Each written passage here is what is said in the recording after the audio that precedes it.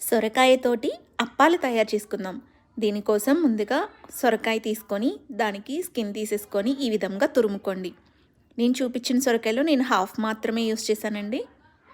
ఈ తురుము తీసి వేరే గిన్నెలో పక్కన పెట్టుకోండి. ఒక గంట ముందు పచ్చెనపప్పు నానబెట్టుకోండి.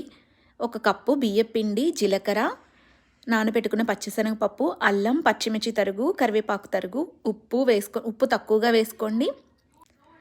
ఇదంతా కూడా బాగా కలిసేలాగా అస్సలు వాటర్ యాడ్ చేయకండి. సొరకాయతో మాత్రమే కలపాలి, అందులో వచ్చే వాటరే సరిపోతుందన్నమాట.